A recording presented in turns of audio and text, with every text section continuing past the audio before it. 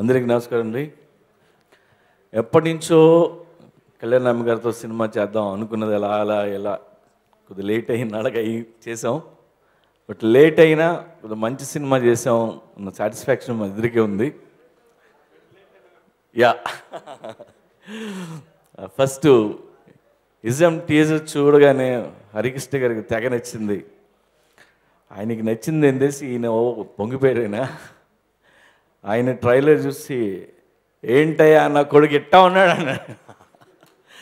And ఈ cinema కోసం కళ్యాణ్ గారు చాలా కష్టపడ్డారు. 3 monthsలో ఐ థింక్ 13 kilos ఎంత తగ్గి ఎక్సర్సైజ్ చేసి హ్యాట్స్ ఆఫ్ సార్, చిన్న విషయం కాదు. మిమ్మల్ని చూసి నాకు ఎక్సర్సైజ్ చేయాలని ఉంది. అండ్ ఇజం టీజర్ చూసి హరికృష్ణ గారు మెచ్చుకొని ఆనందంలో నాకు 2 పావురాలు గిఫ్ట్ ఇచ్చారు. అవి గుడ్లు పెట్టాయి సార్, పిల్లలు బయటికి రాగానే అందరం కలిసి మీ దగ్గరికి వస్తాం సరే. అండ్ నో సార్, ఈ సినిమా మీరు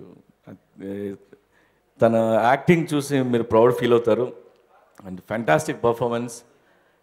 ఇందులో ఈ సినిమాలో ఒక కోర్ట్ సీన్ చేశారు కళ్యాణ్ రామ్, మీరు చూడాలి. ఎందుకంటే కోర్ట్ సీన్లన్నీ నందమూరి వారి అకౌంట్లో ఉన్నాయన్నీ. అండ్ తారక్కి చూపిస్తే తారక్ చూస్తూ యాట్ అని వచ్చాడు. అండ్ సో ఫైనల్లీ మంచి సినిమా చేసామన్న ఆనందం అయితే ఉంది. అండ్ అనూప్ చాలా మంచి పాటలు ఇచ్చాడు, వెరీ గుడ్ రెస్పాన్స్ ఇవాళ. అండ్ అనూప్ నాకు రాసే అవకాశం, పాడే అవకాశం కూడా ఇచ్చాడు. ఇప్పుడు పాట రాస్తున్నప్పుడు అర్థమైంది నాకు భాస్కర్ భట్లు ఎన్ని కష్టాలు పడతాడో. ఈ పాట రాసే బదులు కథ రాసుకోవచ్చు అనిపిస్తుంది నాకు.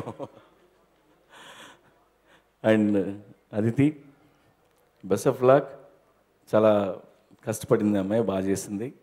తెలుగు అన్ని డైలాగులు తెలుగు నేర్చుకొని చెప్పింది, వెరీ గుడ్.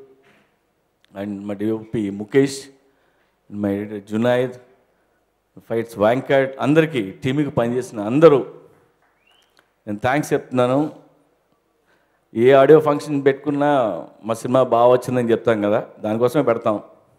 బట్ మళ్ళీ చెప్తున్నాను, మా సినిమా చాలా చాలా బాగా వచ్చింది, ట్రస్ట్ మీ.